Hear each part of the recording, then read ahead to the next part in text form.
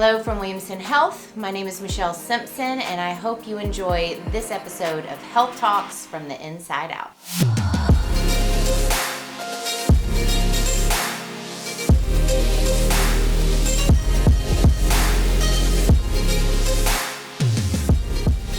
Lisa Mathews, welcome to the podcast. You are our clinical nutrition manager, and you are also a registered dietitian.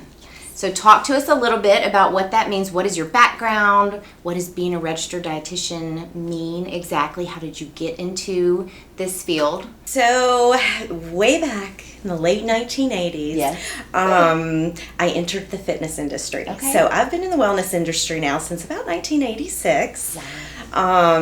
If anyone's familiar with this area, I got my lifeguard certification at the Green Hills YMCA. Oh, yes. Okay. Yes. So then in the early 2000s, I decided to go back to school and get my degree in dietetics. Okay. So I ended up getting a master's from Lipscomb University in exercise and nutrition science. Okay. So here we are. Yes.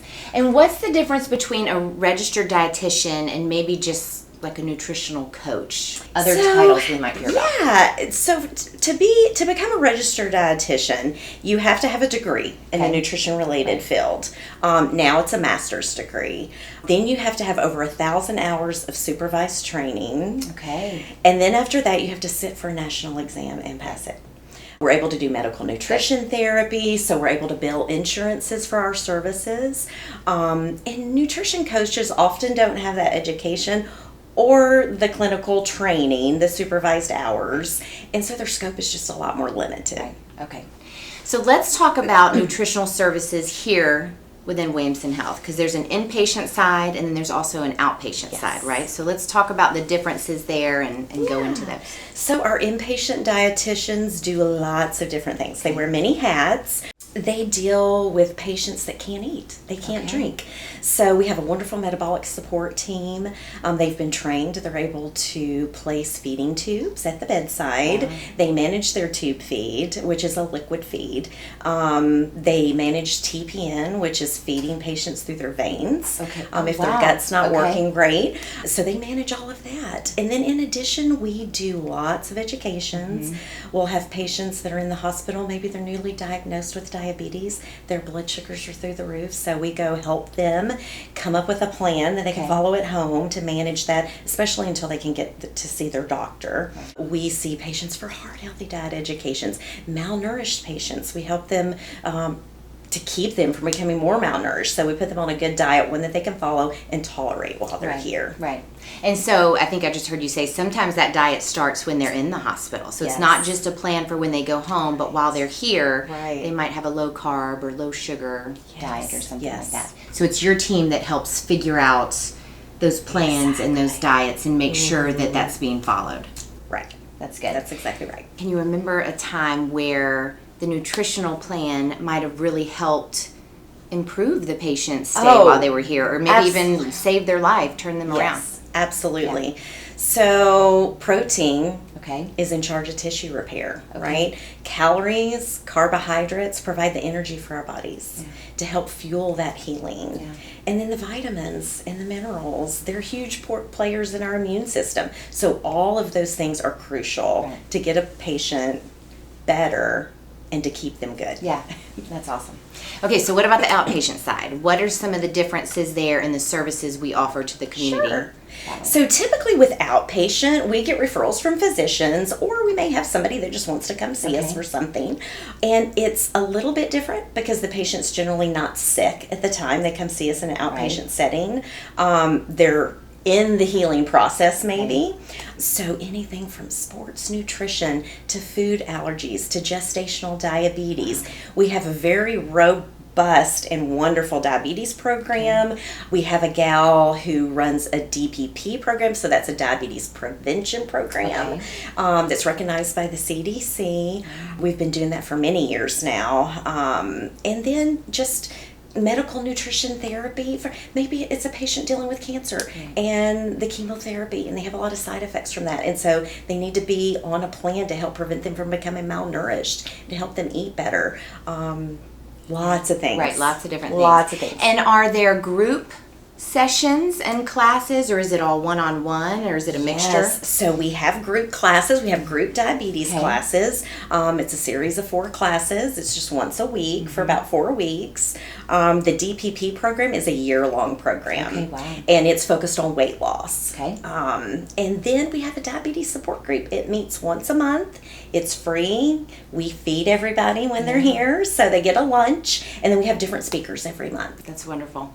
And we've gotten, from the marketing side, we've been able to sit in and kind of see some of the meetings and things that y'all have. And often you have like fake food put out on the table, or you're working on shopping lists and things like that. So can you talk about some of the actual tools and tips that you're helping folks with? Yeah, everyone is different, and everyone is at a different place in their readiness to learn spectrum. Yes. So the key for us, and what's nice about a dietitian versus getting information off of the internet, is that we're able to unpack that with everybody and figure out where they are, meet them where they are, and develop a plan that will fit them in their lifestyle. One that they can be excited about and that will keep them encouraged to continue on with their journey. Right. So when I hear you say that, I'm hearing no shame, no guilt. Right. Let's get vulnerable. Let's just talk about the reality of where you are, and then no matter where you are, we can come alongside and help get you.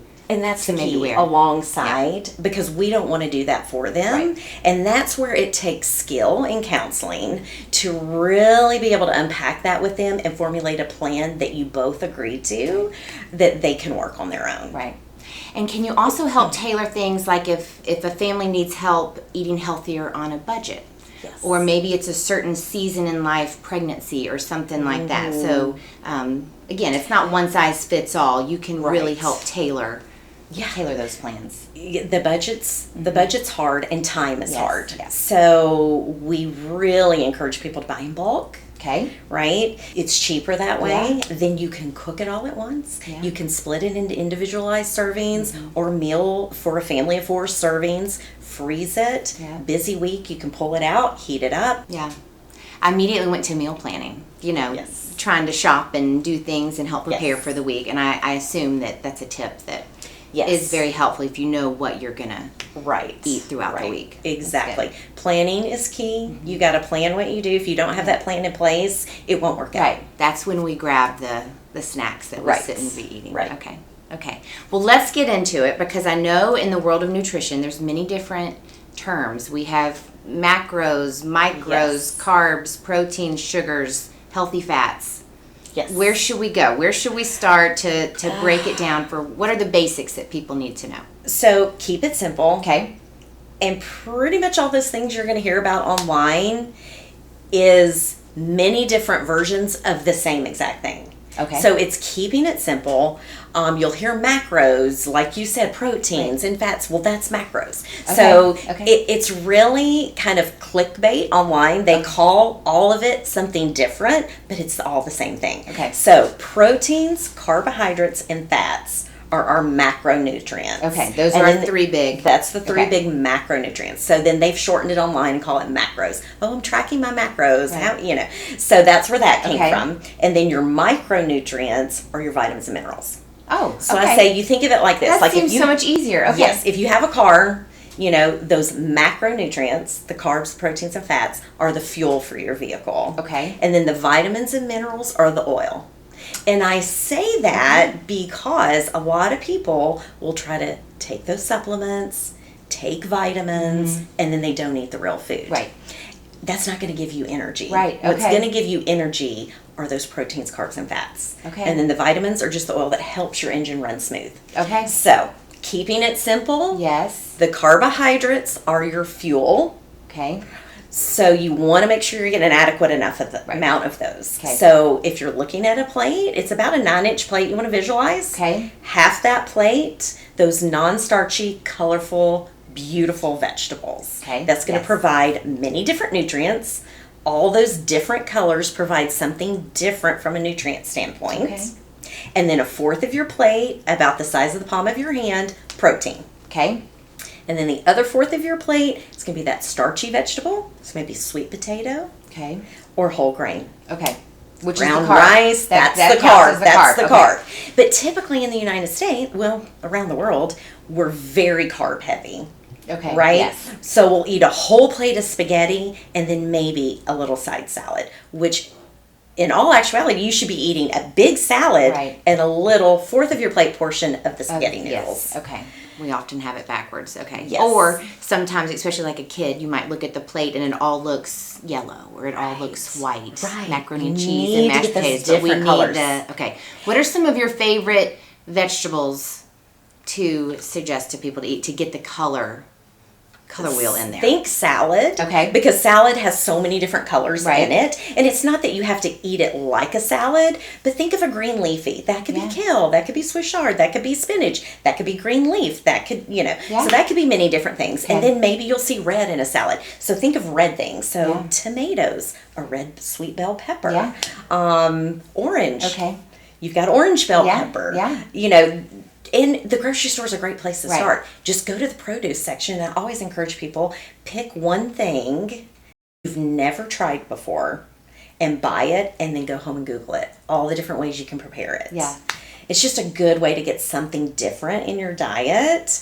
I also recommend people, if they're just starting this journey, to go to your paper plate section of the grocery store and buy those paper plates that are already divided. Okay. The 3 divided. That is a good So tip, then in yeah. the big section, you're going to put your veggies, Yeah. and then protein in a smaller fourth of the plate section, and then the other fourth of the plate, your carb. Okay.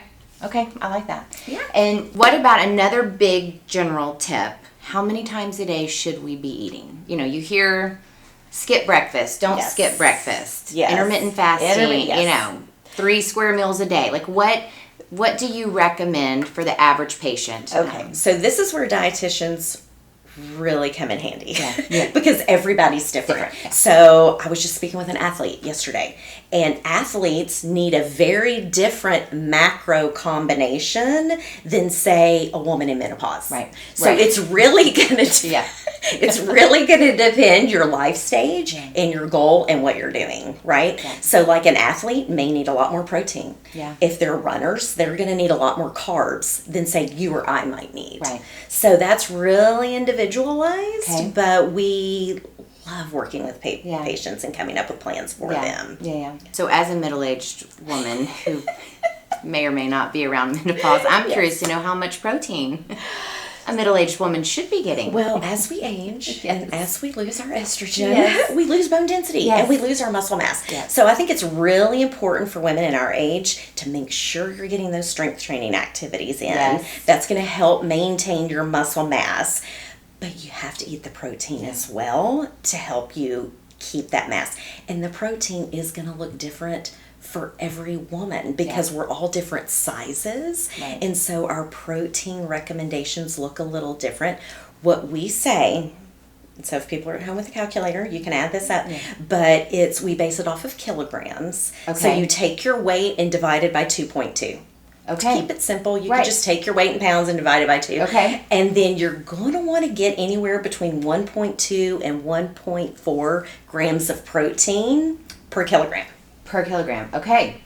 And that's a good starting Right. point. Some women may need a little more if their goals are a little different, or they may need a little less. Right. But that's about where I Right. would take them, 1.2 to 1.4. And of course, when we think protein, some people naturally think meat, big piece of meat. But what are some other sources of protein? Or maybe what are the best sources, and then what are some other sources that we might not traditionally think about? So for looking in the animal arena, you want to make sure you're picking the leanest versions possible because animal meat is going to have saturated fat. Okay. Animal-based products will have saturated fat. So we want to make sure we limit that. Don't eat too much saturated fat because that's the fat that typically clogs our arteries, causes our cholesterol numbers to go crazy. So we want to make sure we're eating those lean proteins. So think fish, think chicken, lean red meats. Okay. Limit those, but red meat's not bad. Right. It's fine. Just make sure you're eating it in moderation. Then if you're doing plant-based proteins, which I strongly encourage, those are excellent for your heart. There's great options there too. Quinoa is a wonderful complete protein. Okay. It's one of the only plant-based complete proteins, so that's great. Then you've got legumes, so you've got beans. Those are great sources of protein. Soy is a good source of protein that's plant-based. Okay.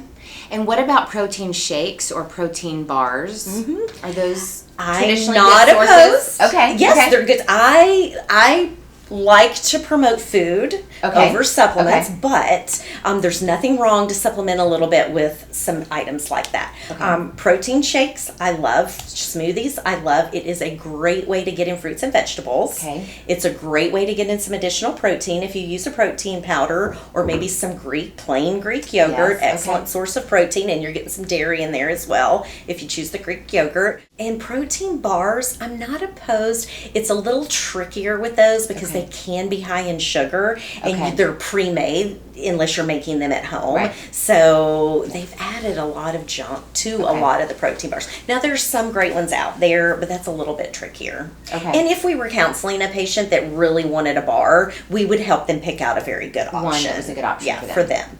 Okay, so of the macros, we've talked about 2 of them, right? We've talked about protein, we've talked about the carbohydrates. The third was fats. The fats, okay. So you want to make sure in that category you're picking your healthiest versions. So we talked a little bit about the saturated fat. That's the fat that typically clogs your arteries. It's not that you can't ever have it, but we just want to make sure we're watching how much we eat of that. Then you can have the unsaturated heart healthy fats. That's going to come from your fatty fish like salmon, tuna.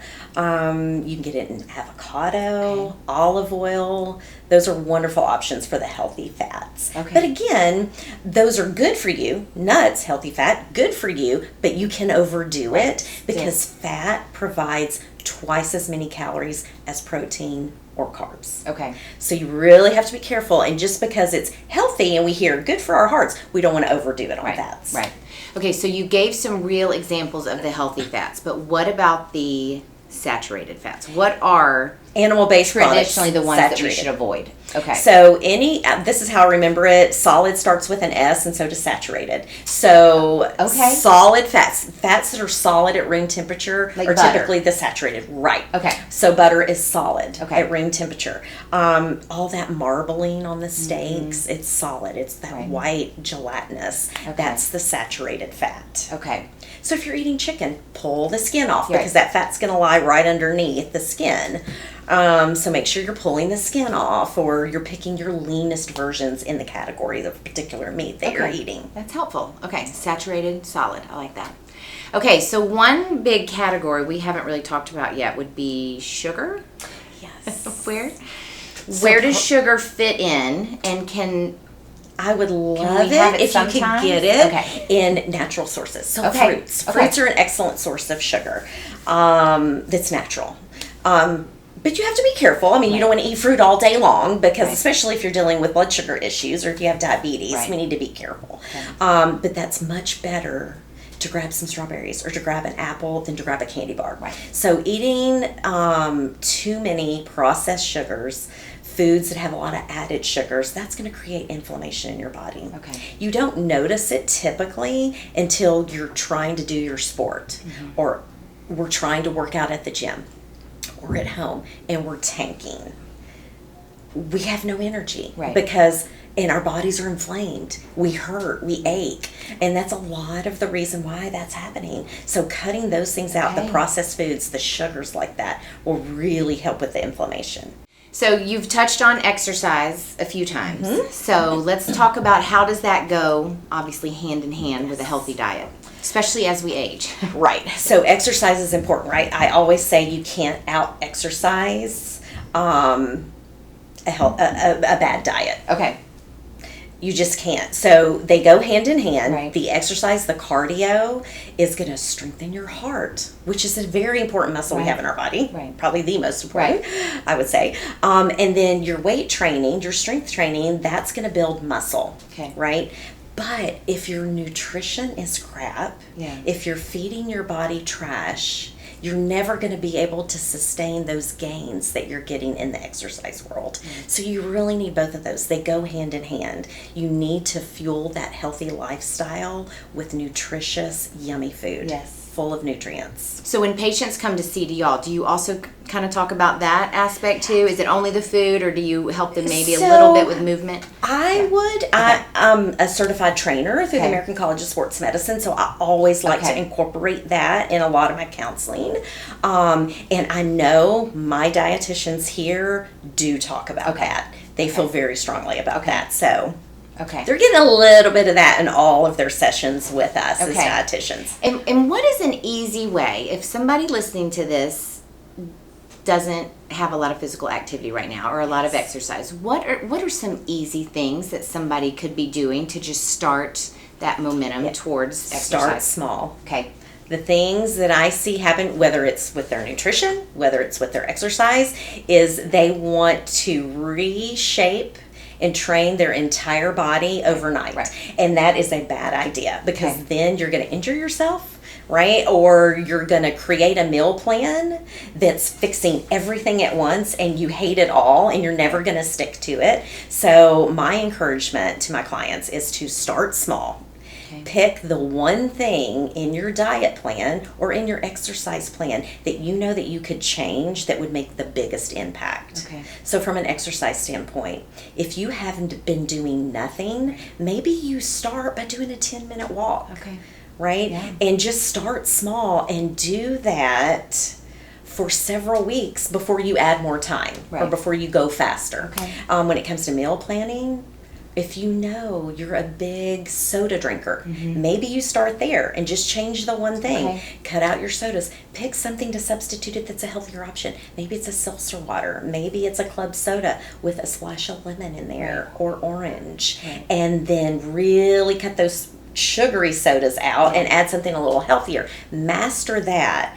Make that a habit before you try to tackle something else. You know, you brought up the sodas or the sugary drinks, and I'm very curious. That one change can make a significant impact. So if somebody's used to having even 2 or 3 Cokes a day, and they can cut that out. 3 Cokes a day is about 600 calories, depending on how big the Coke is, give or take. Well, if you cut out 500 calories a day from your diet, you're going to lose about a pound in a week.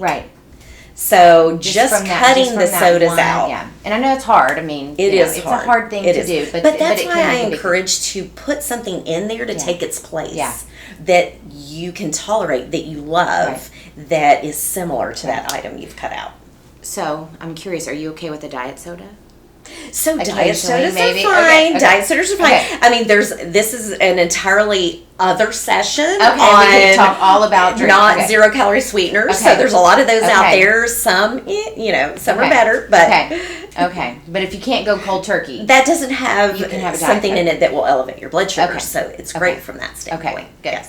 In weight training, I know I'm kind of jumping all over here, but when we talk about doing some sort of weight training, it doesn't mean that we have to go to really heavy weights, right? We're not necessarily trying to build big muscles. It's just getting some of that strength starting out the gate. And it doesn't even have to be any weights. It could be your own body's resistance. Pilates, yoga. There are so many things on the internet that are free. YouTubes that you can pull down, apps that you can use that start out at all different levels. It again meets you where you are, and it will give you wonderful programs to follow. You don't even have to have a gym membership. Okay, what is one of the most memorable patient stories you have? Can you think back over the many years, and maybe not the most memorable, but what is the type of patient that's super rewarding that comes to mind? One that they've set a goal, we've worked on it together. They're so excited because they've met that goal. I mean, you can see it all over their face. And then that gives them confidence, and it's life-changing. It really is. And then for them to just realize it's so simple. We make it hard, but it's not difficult. It's getting rid of those things in your life that aren't serving you.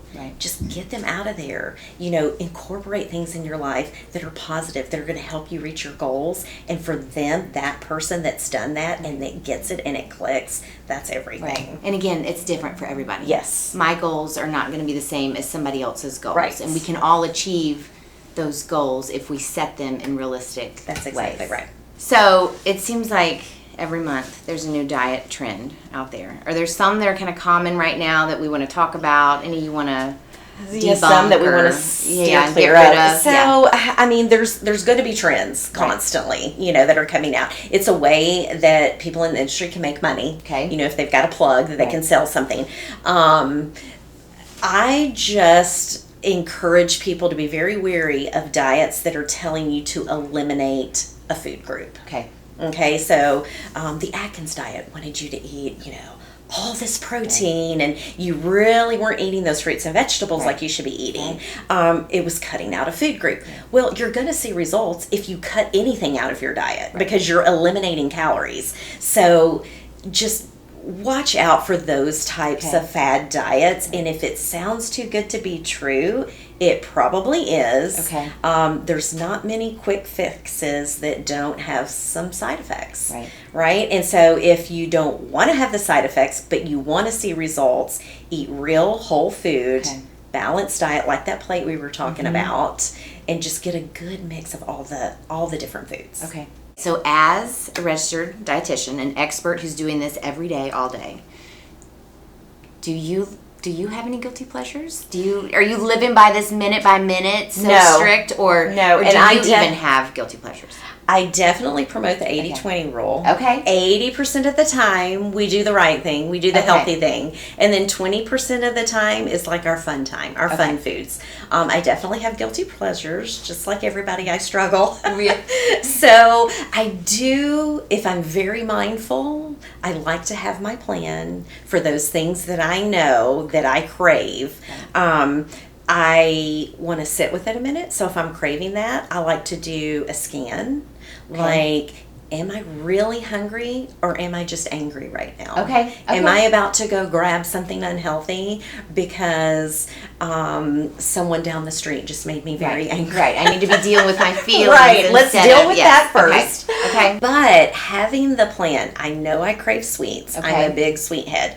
So I try to have some fruits that I've washed and cleaned, dipped in dark chocolate. Maybe I'll throw those in the freezer, or maybe I just have them on hand. So fruits with some dark chocolate in the evening. A lot of times I'll do that really dark chocolate, like maybe that 70%, and then a little handful of almonds, because then I'm getting the fiber and the healthy fats along with it. And generally that'll curb that craving. If you like that salty, crunchy, a good alternative to that is the air-popped popcorn. Sprinkle a little cinnamon on it, and that can help with the crunchiness. So it's really just whatever craving you might have, coming up with a plan, something that you can eat, something that you can do that'll keep you on your goal. Thank you for sharing that, because I do think it's so important for patients who might be needing to make a change to think that they have to be 100% perfect from here on out, and that they can never have a guilty pleasure again. A sweet treat is overwhelming and not realistic. So I think that's a good tip to plan for it and make sure it's a smart option, but allow yourself to indulge every now and then.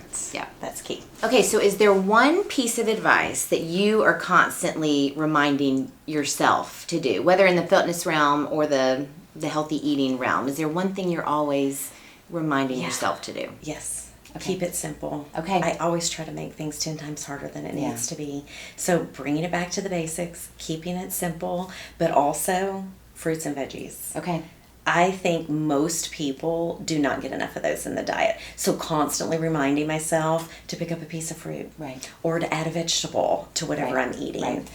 Key. And that doesn't mean a glass of orange juice for breakfast, right? It means eating the orange. Eat the orange. Yes. Eat the orange. Has more fiber. Yes. Okay, so how can patients find you and your colleagues if they think they might want to come in and talk? Is there a consultation involved? Sure, they can go to williamsonhealth.org. We have a nutrition page there. It lists all the different ways they can get in touch with us and all the different things that we offer in our department. Great. Thank you for being with us today. You're this welcome. Has been so great. Loved it. I have a feeling you're going to be back for future episodes because we could drill down really on a bunch of different topics, go really deep, right? There's so many. Yeah. Well, good. Well, thank you for being here. You're welcome. Thanks for having me.